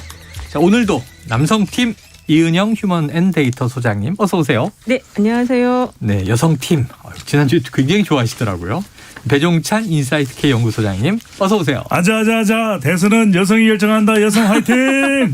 일관적으로 주장해 오신 거예요. 갑자기 내 기가 죽네. 아니, 그렇다고 이은영 소장님이 뭐 남성이 결정한다 이렇게 또 주장하신 바는 없죠. 그렇죠. 이은영 소장님도 여성이에요. 아, 네, 그러시네요. 네. 네. 자, 이게 제가 오늘 오프닝에서 이번 주말에는 너무 여론조사 보지 마세요. 봐도 모르겠어. 네, 맞아요. 그래서 그냥 쉬세요 그랬는데 그래도 여론 오락관에서는 파보겠습니다. 자, 두 가지 여론조사 집중 분석해보죠. 이틀 전 수요일에 발표된 한국 갤럽 조사부터 자, 머니투데이 더 300이 갤럽에 의뢰해서 17일과 18일 이틀 동안 조사했고요. 자세한 내용은 중앙선거 여론조사 심의위원회 홈페이지를 참조하시면 됩니다. 이 소장님, 네. 대선 후보 지지율 어떻게 됩니까? 네, 일단은 이게 지금 가상번호를 이용한 유무선 전화 면접 조사예요. 네. 윤석열 후보가 36.1, 이재명 후보 34.9, 안철수 후보 13.5, 심상정 후보 3.9. 부동층이 9.3으로 나왔는데요. 이게 지금 지난 조사하고 비교해 보면 네. 이재명 후보가 2.7%포인트 하락, 윤석열 후보는 6.9%포인트가 상승을 했습니다. 그래서 지금 추세선으로 보면은 사실 근데 그 전주 조사가 그 윤석열 후보가 워낙 많이 빠졌었어요. 네, 네. 그래서 이제 좀 지금 복구가 지금 되고 있다. 복구되고 있다. 네, 그렇게 볼 수 있고 이재명 후보 같은 경우는 지금 안철수 후보가 지금 13%나 가져가거든요. 네.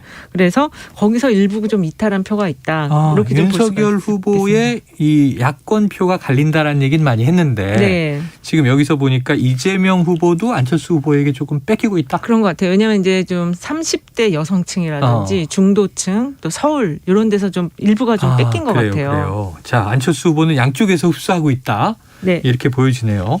자, 배 소장님 네. 어떻게 분석하십니까? 이게 일단 1, 2위가 의미 없는 건 오차 범위 내에 있는 거죠?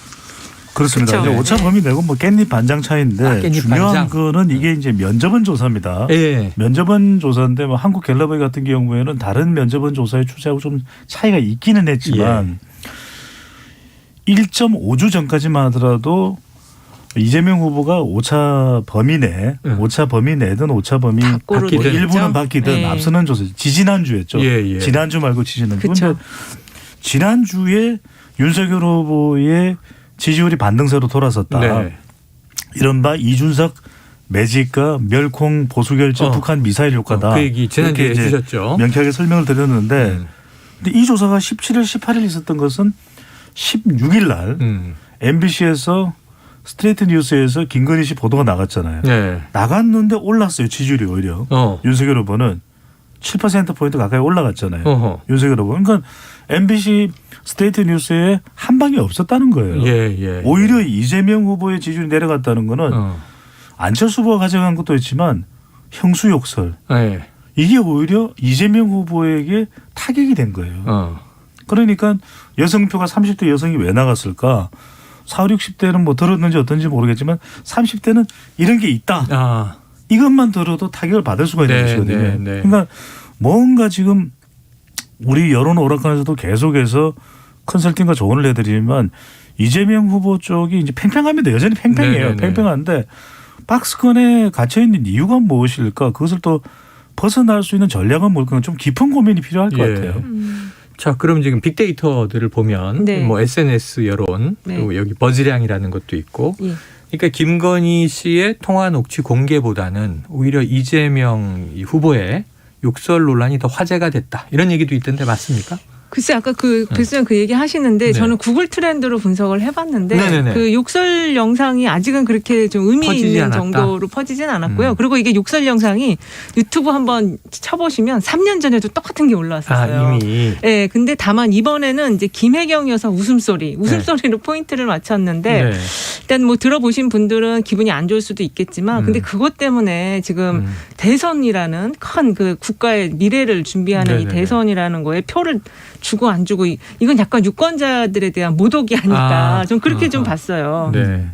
그러니까 이게 빅데이터 상의 추세가 중요하거든요. 왜냐하면 여론조사는 특정 시점에 조사를 하지만 쭉 이제 빅데이터 분석은 선으로 이어지는데 그래프가 이어지죠. 지난 한 열흘 동안에 10일부터 20일까지의 빅트렌드 분석 도구인 썸트렌드를 통해서 분석을 해서 형수 욕설과 김건희 통화 이 검색으로 들어가 보면 한 화요일 경쯤에 김건희 통화가 한풀 꺾이고 형수 욕설이 부각이 되는 거예요. 부상이 되는 거예요. 그때 이렇게 크로스가 되는 거예요. 그렇죠. 그러니까 이제 몰랐던 사람들에게는 결국 어느 한쪽 일방으로 가지는 않겠지만 형수 욕설에 대한 주목도가 발생을 했다.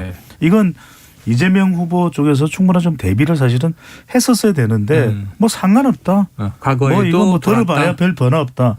근데 그렇지 않을 수 있거든요. 그리고 아직도 김건희 씨의 이 통화 녹취도 아직 끝난 게 아니에요. 그렇죠. 끝날 때까지는 끝난 게 아니기 때문에 이제 어느 한쪽이 더 유리하다가 아니라 피장파장입니다. 그러니까 얼마만큼 이 부분에 대해서 실질적으로 여론에 반영되고 있는지를 정확히 냉철하게 좀 알 필요가 있겠죠. 네, 이 조사 진행한 17, 18일은 이번 주 월화니까 그렇죠. 일요일 저녁 MBC에서 이제 스트레이트 통화 녹음 공개가 있었던 직후예요.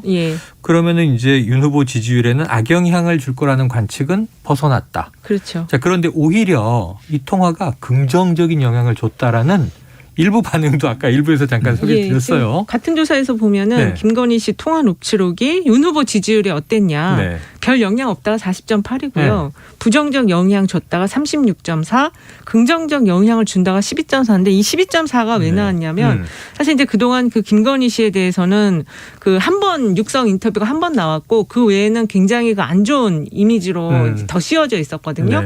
그런데 이번에 그 통화 녹취가 육성이 나온 거예요. 근데 들어보니까 뭔가 좀 쿨한 면도 있고 그렇게 좀 느낀 거죠. 네, 그래서 여장부 이게 이런 표현을 또 지금 원더건이라는 게 얘기가 원더건이 있고, 별명이 그리고 뭐 팬카페 증가 이런 것들이 기사가 나고 있는데 그래서 일단 윤석열 후보의 어떤 그 뭐랄까 이렇게 순한 이미지, 약간 그런 거 있는데 그 거기에 이제 말 잘 듣는 남편 이런 이미지가 좀 있나 봐요. 젊은층은 또 그렇게 보나 봐요. 그래서 거기에 김건희 씨가 상당히 뭔가 좀 이렇게 남편을 이끄는. 김진애 전 의원은 또 가스라이팅이라는 표현을 쓰고 가셔가지고 그런 거죠. 말 잘 듣는 남편이 그 역으로 표현하면 그런 거예요. 가스라이팅. 가스라이팅 그러니까 빵 터지잖아요. 이게 왜 중요하냐면은 그러니까 이게 접근 자체가 또 차원 자체가 좀 어긋나 있는 거예요. 뭐냐면은 결과적으로 통화 내용을 듣는다는 것은 개인적인 대화인 것이고 이건 결과적으로 감성적인 평가가 이루어지거든요. 그러니까 뭐 원더우먼 같다. 지금 뭐 유력 대선 후보의 배우자 통화 녹취 내용 공개가지고 그런 평가를 할 건 아니거든요. 더 중요한 것은 이성적인 검증이죠. 아니 그렇죠. 경력 허위상 어디로 갔죠? 그다음에 수상 상장 어디로 갔죠? 이게 검증이 되는 게 맞는 거죠. 그건 그냥 흘러 넘어가고 있네요. 지금 서울 게임 페스티벌에서 대상을 받았는데 그 상장을 받나요 누가? 그러니까 지금 접근 자체가 잘못된 거예요. 그러니까 통화 내용을 이은영 소장과 게임이 아니고 만화 페스티벌 이은영 소장과 배종찬 애니메이션 배종찬 소장사의 대화를 뭐 우리 청취자분들이 10시간을 들든 100시간을 들든 무슨 감흥이 있겠습니까? 그러니까 이제 대선 후보의 배우자면 이성적 검증이 이루어져야 되겠죠. 이게 감성적 평가로 간 것 자체와 잔뜩 기대를 걸고 있었다는 것 자체가 잘못된 거예요. 그래서 사실은 그 방송 직후에 이번 주 내내 그 녹취록 분석이 있을 때 좀 심각한 문제가 됐던 건 이제 미투에 대한 인식이라든가. 그런데 이제 그 이후로 이제 그 녹취뿐만 아니라 바로 다음 날 세계일보의 보도를 통해서 이어져 나간 게 이제 무속 논란이란 말이에요. 그리고 이번에 또 이 재판부 열린공감 TV에 대한 결정문을 보면 또 최서원 씨가 이렇게 인용이 돼요. 국정농단 때도 이 무속에 대한 국민들의 관심, 이건 알 권리에 대한 부응이 맞다. 자, 이거 무속 논란은 좀 리스크가 되겠습니까? 이거 좀 될 것 같아요. 저도 이제 여론 이게 아무래도 워낙 무속 논란이 커가지고 국민적 관심도 있는 것 그래서 같고요. 이제 여론조사에 보기로 질문 문항 이걸 한번 넣어봤거든요. 넣어봤어요. 중앙선관위원회에서 절대로 이거는 지금 영향이 미칠 수가 있으니까 검토를 다시 하라고 하시더라고요. 다시 이게 반려됐군요. 그래서 어쨌든 지금 이게 논란은 확실히 많이 되고 있고 이게 또 여론에 부정적 영향을 줄지에 대해서도 선거를 또 관리 관리하는 측면에서는 또 우려감이 있는 것 같아요. 근데 어쨌든 이게 지금 일단은 선대위에 이제 무속인이나 종교인들 있는 거는 좀 선대위는 항상 많은 분들이 오시니까 가능한 얘기인데 요게 이제 김건희 씨가 그 건진법사와의 관계가 꽤 오래됐더라고요. 그리고 딸의 따님이 코바나 거기 콘텐츠 재직 얘기도 그쵸. 나오고. 그래서 그게 이제 거기서 또 무슨 어떤 다른 인연 그리고 그 무슨 재단도 지금 영향이 또 있잖아요. 그래서 그런 것들이 지금 상당히 좀 잠재불씨로는 남아 있다라고 볼 수 있을 것 같아요. 배 소장님도 무속 논란 이 부분이 크다고 봐야 되겠죠. 왜냐하면 우리 국민들은 결과적으로 MZ 세대도 그렇고 또 여성도 그렇고 중도층이 지금 중요한 거잖아요. 그러니까 일반적으로 우리가 재미삼아 흥미삼아 이준석 대표가 이른바 전환 기법 대학, 전환 기법 대학이 이준석 대표의 트레이드 마크인데 아니 이게 뭐가 문제가 되냐? 오늘의 운세도 보지 않느냐? 그리고 허경영 트럼프 사이에도 악수를 하고 건진법사처럼 하지 않았냐? 또 조상 묘도이전 안 했냐? 이게 이제 이른바 이준석 대표의 전환 기법 대학거든요. 근데 이건 뭐 그냥 단순하게 우리가 객관적으로 이해를 해버리면 사실 일맥상통하지 않는 내용입니다. 그런데 이제 보통의 사람들은 이런 전환기법 대화를 들으면 맹해지면서 본질이 이제 흐려지죠. 파악이 안 되죠. 그런데 핵심은 뭐냐면 일반인과 대통령과 대통령 후보는 전혀 딴 상황인 거죠. 대통령이 주술과 무속에 의해서 의사결정을 내린다. 큰일 날 일이에요. 그럼 북한이 미사일을 쐈는데 무속과 주술에 의해서 결정을 내리나요? 철저하게는 외교관계 이성적인 몇 가지 단계의 의사결정과 우리 작계에 의해서 수행이 돼야 되죠. 이게 중요한 거예요. 박근혜 전 대통령이 문제가 됐던 게 뭐 돈을 착취하고 뭐 이런 거 문제를 삼는 것이 아니라 금전적인 농단이 아니라 왜 그런 의사결정을 최순실에게 물어봤냐 이거죠. 그러니까 이거는 제가 볼 때 특히 이제 여성 유권자 왜 앞으로의 5년 이제 대통령 임기가 이번 5월 10일부터 시작됩니다. 5년 동안 불안하다? 그러면은 맡기고 믿고 신뢰하고 투표를 할 수가 없는 것이거든요. 저는 통화 내용이 중요한 것이 아니라 이 배우자의 경력 또 수상 이력 그리고 주술과 무속과의 관련 이걸 철저하게 검증해야죠. 알겠습니다. 자, 한 가지만 또 여쭤보고 다음 주사로도 넘어가 봐야 되는데요. 자, 이재명 후보 아까 서울 뭐 여성층 일부 이제 하락세의 원인이 빠진 이제 지역 뭐 성별 계층이 있을 텐데 서울 하면은 대체로 좀 진보 성향이 강하고 강남 3구를 빼고는요.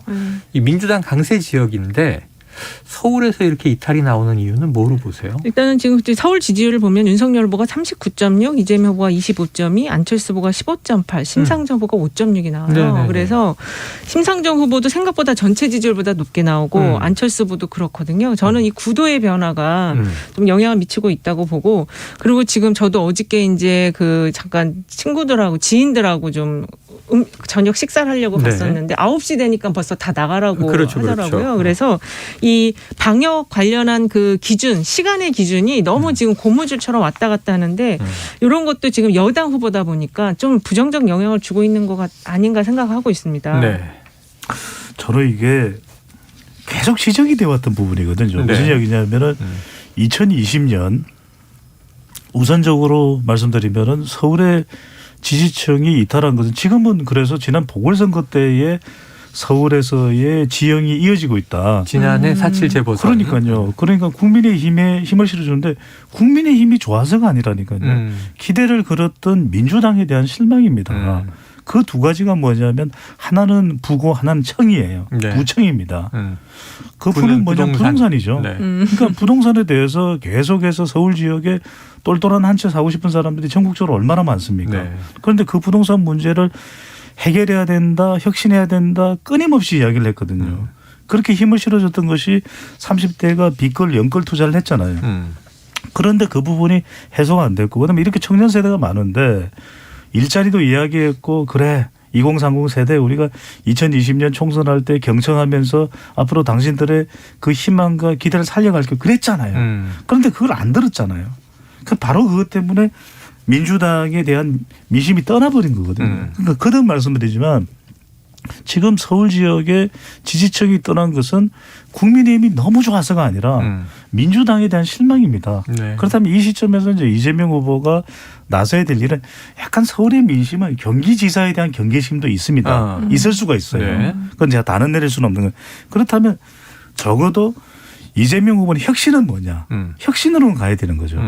그래야 2017년 이 광화문에서 이재명 후보가 이 국정농단 사태에서 올라왔을 때 한 기자가 이런 질문을 합니다. 아니, 성남시장이 서울시에 왜 와요? 그랬더니 이재명 후보가 그 순간 전국적으로 유명해집니다.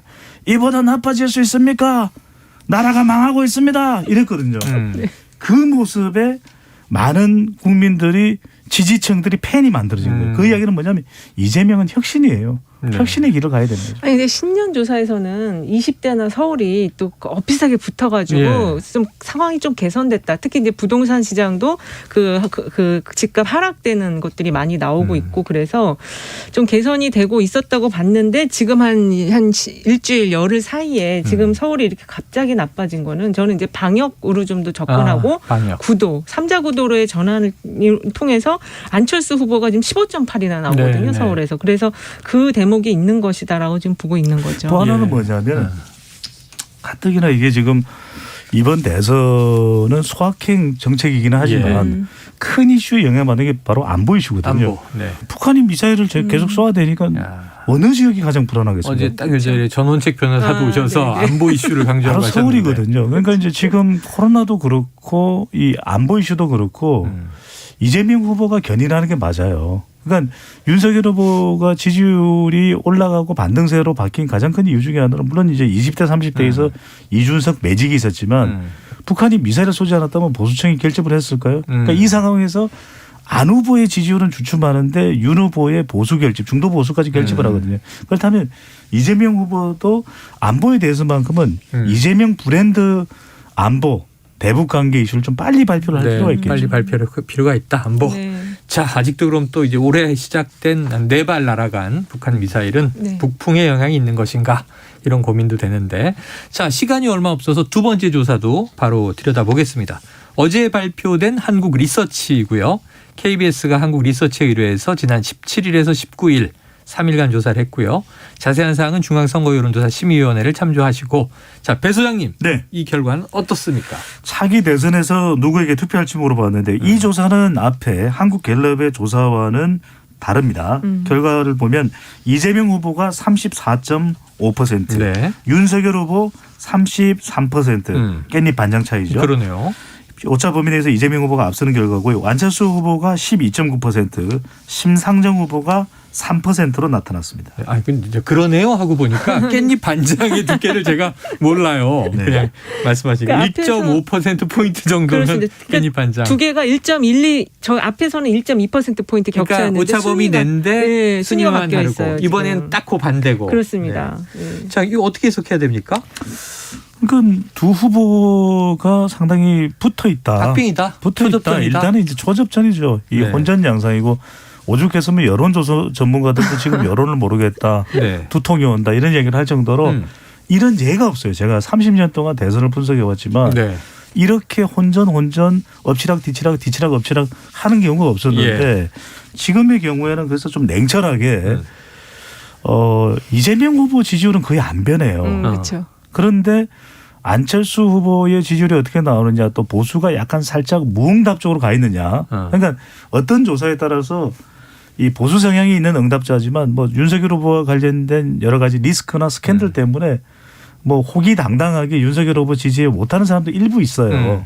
그러니까 그런 걸 생각한다면은 보수의 정권 교체 여론은 없다. 그런데 아직까지 그것을 윤석열 후보가 다 반영하지는 못하지만 그래도 이 반등세인 것만은 분명하고 그래서 상당히 붙어 있다. 어떤 조사는 오차 범위 내 엎치락 뒤치락인데 이재명 후보는 특별하게 이 지지율의 어떤 반등 현상이 아직까지는 조짐이 보이지 않는다. 안철수 후보는 조금 주춤하다 이렇게 봐야 되겠죠. 이게 지금 편차가요. 윤석열 후보가 편차 너무 커요. 지난 지금 배 소장님 소개하신 자료도 지난 조사에서는 윤석열 후보가 26%였거든요. 20% 중반까지 갔다가 또 갑자기 지금 선거가 한 40일 안팎으로 남았는데 7%가 지금 등락을 하고 있기 때문에 이 부분에 대해서 이재명 후보도 얘기를 했어요. 윤석열 후보가 지지층 자체가 견고하지 않기 때문에 더군다나 안철수 후보까지 나타나서 이게 지금 이쪽에 지지가 요동을 치고 보고 있다. 그래서 지금 저희도 예측이 참 진짜 이번에 어렵다고 보는 거죠. 자, 그럼 여기도 해석이 뭐 각각 다릅니다. 정성호 의원이 엊그제 오셔서는 네. 박스권 아니다. 네. 모르고 있다. 이렇게 얘기를 했고요. 그렇죠. 또 어제 이제 전원책 변호사 오셔서 박스권인데 그 이유가 있다. 네. 오를만 하면 대장동 속보가 발목 잡고 오를만 하면 또 새로운 대장동 속보가 발목 잡아서 그 결국은 대장동 못 털어내면 끝까지 이럴 거다라는 또 얘기를 하셨어요. 자, 두 분 의견 간단하게 여쭤볼게요. 박스권이다 아니다. 배 소장님. 이재명 후보의 지지율. 박스권으로 봐야겠죠. 박스권으로 네. 봐야 한다. 별 변동 없이 일관적이다. 왜냐하면은 이번 주에 발표된 조사 결과를 보면 하락한 것도 있어요. 네. 자, 이게 좀 박스권이라는 표현이 이게 다자구도다 보니까 네. 저 박스권이라는 표현 쓰기가 좀 그런데 어쨌든 지금 40%를 못 뚫고 있는 거는 맞거든요. 그래서 뭐 정성호 의원님은 요거 물이 끓고 있다 뭐 이렇게 네네네네. 얘기하신 것 같은데 어쨌든 이 40%를 못 넘고 있다라는 건 맞는 것 같습니다. 아직은 예. 이제 돌파하느냐는 지켜봐야 될 거고요. 그렇죠. 근데 당선 가능성은 좀 다른 거. 당선 가능성 질문은 또 다르게 나오죠. 네. 자, 그런데 여기서 이제 한 가지 지금 변수 중에 하나 단일화죠. 야권 단일화. 지금 이게 보면 묘해요. 안철수 후보는 상당히 올라서 두 자리를 굳혔어요. 예. 수도권에서는 또 높이 나왔다고 네. 하고. 그런데 지금 보면은 양강 구도는 안 깨지고 있어요. 그렇죠. 그러면 지금 윤석열 후보 네. 국민의힘 입장에서 네. 단일화 필요합니까? 국민의힘 입장에서는 제가 볼 때 어저께 이제 홍준표 후보하고도 좀 원팀을 하려다가 지금 약간 깨졌잖아요. 깨졌죠. 파열은 나왔죠. 단일화도 그런 패턴으로 가지 않을까. 왜냐하면은 그 지금 안철수 후보 지지율이 참 애매한 지지율이에요. 네, 네. 단일화를 힘있게 밀어붙이기에는 조금 애매하고, 뭔가 부족하고 모자라고. 야, 그렇다고 지지율이 지금 빠지지도 않고 이런 안 상황이어서. 하기에는 또 불안하고. 네, 안 하기는 또 불안하고. 그래서 근데 이제 앞으로 이제 시간이 가면 갈수록 그 국민의힘 지지층 더 결집을 할 것이고 네. 세가 워낙 크다 보니까 그렇게 되면은 단일화 협상을 같이 앉았다가도 어저께 이제 홍준표 후보 사례처럼 나중에 뒤에서 다시 또 뭐 깨질 수도 있고. 예, 다른 말을 해갖고 공개하지 말아야 될 말을 공개해서 깨질 이준석 수도 있다. 대표가 영 호의적이지 않아요. 그러니까요. 이게 뭐냐면은 네.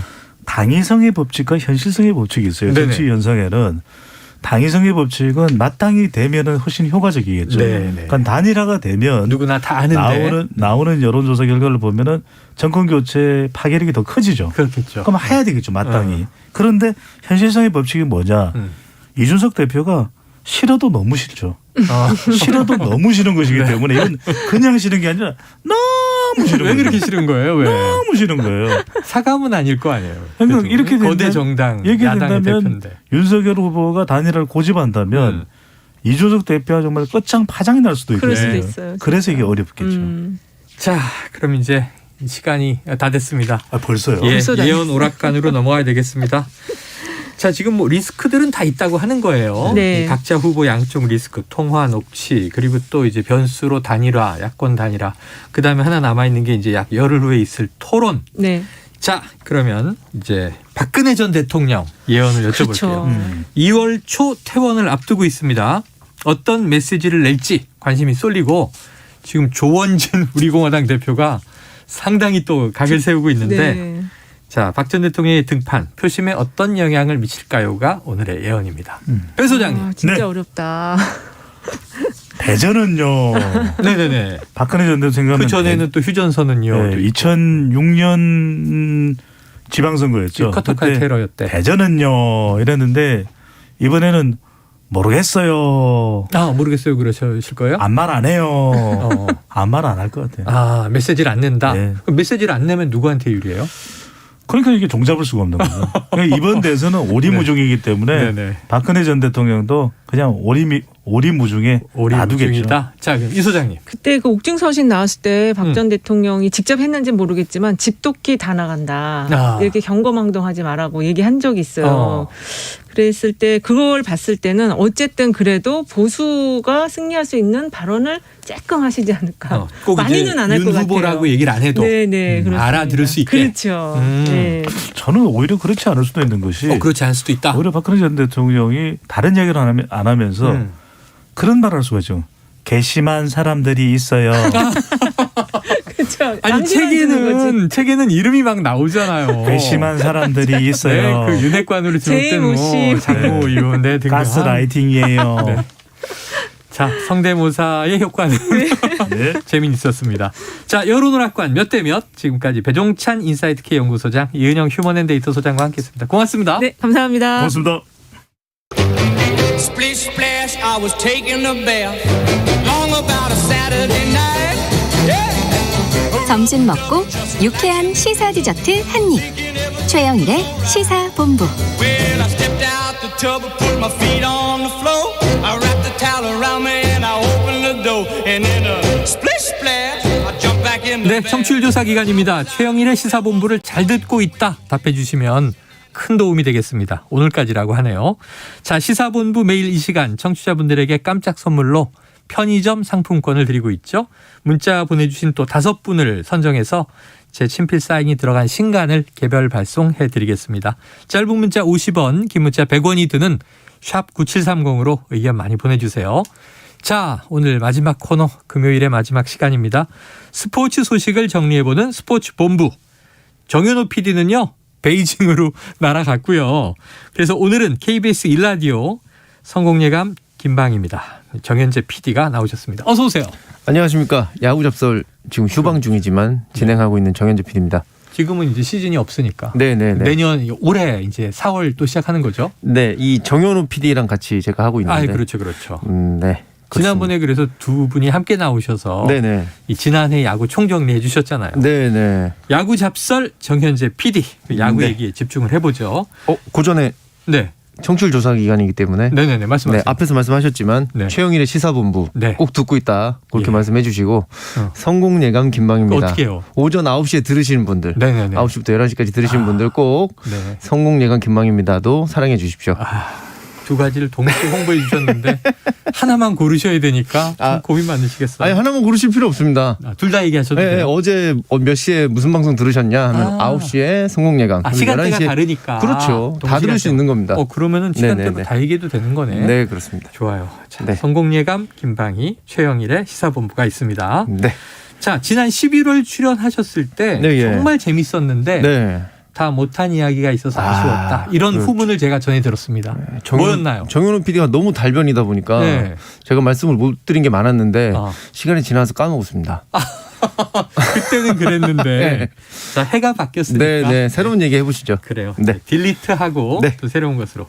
자, 지난해 프로야구에 이런저런 문제 많이 짚어주셨었어요. 예. 그런데 이제 올해가 프로야구 40주년이라고 하네요. 그렇습니다. 자, 그럼 어떻게 팬들의 사랑을 되찾아올 수 있을까? KBO 또 각 구단 고민 많이 할 것 같고 KBO 총재 신년사 보니까요. 예.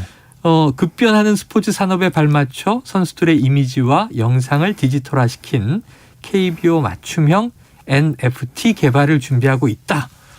이건 어떻게 좀 해석해 주시겠습니까? 이게 도대체 무슨 소리입니까? 네. 아니 이게 NFT라는 게 저희 성공예감에도 자주 나오는 단어고 요즘 이게 경제에서 핫하잖아요. 네, 굉장히 많이 뜨고 있다. 뭐 이렇게 이후에 얘기를 하고 있는데 사실 NFT라는 게 쉽게 얘기하면은 그냥 디지털 정품 인증제거든요. 아, 그렇죠. 그러니까 예를 들면 청경자 시인의 위작 논란이 있었지 않습니까? 네네네.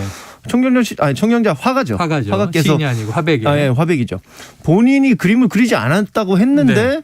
저쪽에서는 원작이다 이런 식으로 감정 평가는 원작이다. 네네네 그런 말도 안 되는 어떤 그런 논란이 있었는데 NFT가 있으면 그럴 일이 없을 거다. 대체 불가능한 토큰. 그렇죠. 그러니까 이게 뭐 어떻게 누가 만들었고 뭐 어떻게 만들어졌고 이런 걸 그냥 그 블록체인 기술을 이용해서 정품 인증을 하는 정품 거죠. 인증을 하는 거예요. 이걸 가지고 야구에서 뭘 한다? 야구에서 뭘 한다? 뭘 한다는 얘기인지 제가 도저히 그림이 안 그려지는 겁니다. 아니 야구 잡설의 전문 PD님이 그림이 안 그려진다. 아니 당연히 왜냐하면 이게 뭐 자산화하겠다. 예를 들면 야구 선수들의 어떤 플레이 영상 같은 것들을 디지털 영상을 NFT화하겠다. 이렇게 받아들일 수 있는데 그렇게 따지면 이게 팬들한테 좋은 건가? 왜냐하면 이게 자산이기 때문에 쉽사리 팬들끼리 이렇게 주고받고 할 수도 없을 테고. 지금처럼 그럼 NFT가 된 건 유튜브에 막 못 틀겠네요.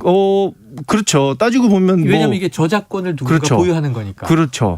네. 근데 또 뭐 저작권 논란은 또 있습니다만은 하여튼 이걸로 뭘 하겠다는 게 도저히 그림이 그려지지 않고 팬들한테 전혀 도움이 되지 않는다. 이런 생각이 KBO 들죠. 총재의 신년사가 너무 앞서갔다. 네. 네. 그리고 거기서 또 뭐 메타버스 얘기를 또 하시더라고요. 야구를 메타버스를 도대체 야구를 가상 경기장 관람? 그러면 그 메이저리그 야구 경기가 있습니다. 그 게임이 있습니다. 게임이 있죠 이미. 네. 게임을 하면 되는 건데. 뭐 많이들 하죠 여러 가지. 네. 그러니까 여기서 굉장히 하고 그렇죠. 놓치신 게 뭐냐면 작년에 이슈가 있었던 게 공정 이슈였지 않습니까? 맞아요.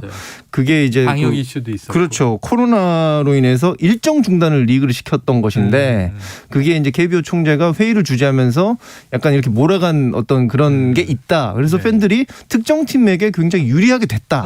이런 식으로 공정에 대해서 이슈화 시켜가지고 문제가 있다고 얘기를 했었는데 그렇다면 올해는 총재께서 그런 문제를 가장 먼저 얘기를 하셨어야 되는 게 아닌가.